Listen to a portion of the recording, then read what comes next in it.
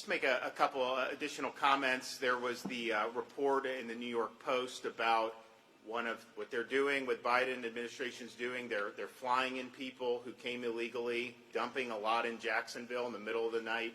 And there was an individual who had posed as a 17-year-old, actually was in the mid-20s, brought here, had been here, ended up committing a murder. And so now this individual has been detained, should have never been in this country to begin with, and definitely should not have been dumped in the state of Florida. And so these are middle-of-the-night flights, no notification to the state or anybody, and this is not the way you keep people safe. It's reckless and it's wrong. And I'm going to ask the legislature to see what can we do to make sure that they can't just do this with impunity, because these are private contractors the federal government's hiring, coming in. You know, if you're bringing in problems like that, then I think we have to reevaluate, you know, what you're able to do business-wise in the state of Florida. So we're going to definitely do. I'm going to see what we can do from executive. We have, of course, have a pending lawsuit against the Biden administration challenging their catch and release policies. But this is what happens when you engage in reckless policies. We also have just seen published today this proposed OSHA rule with the forced vaccinations. And I just want to say, we've said from the very beginning, Florida will contest that immediately. They do not have the authority to unilaterally impose this through an executive agency like OSHA.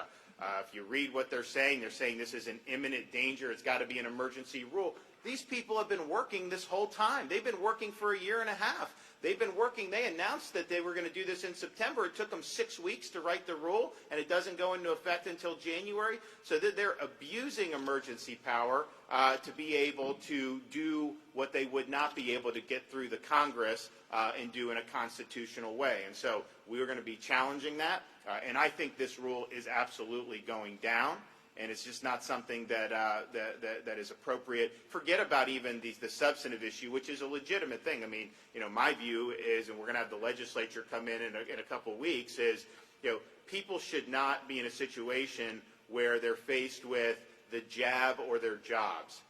People have been working. We don't want to kick people out of jobs, and that's true if you're a police officer, if you're a firefighter. It's also true if you're in the private sector. We want to protect people's jobs. It's not right to treat people that way, and so that's just bottom line fundamental. But even beyond that, at what point does the federal government have the limit to their power? If they can just go ahead and impose this on the entire private economy through an executive fiat. That's not the way our constitutional system is set up. So Florida will be responding, and I think the rule's going down. I just don't think that there's an adequate basis for it, and I think you've even seen people on their side acknowledge that they don't have firm constitutional footing for this. Congress has never legislated this. This is just pure executive edicts. And then the final thing I'll just say, because people have been asking with these childhood vaccines in Florida, there will be no mandate for COVID vaccines for children allowed. I mean, that is a parent's decision, and it's already not lawful to mandate COVID vaccine for young children, and we're going to make sure that is enforced, and that parents are the ones that can make these key decisions for their children and for their future. And so with that, I'm happy to take a few questions. Yes, sir. Governor, just on the vaccine issue, did the state pre-order any vaccines for children, and if not, why not? So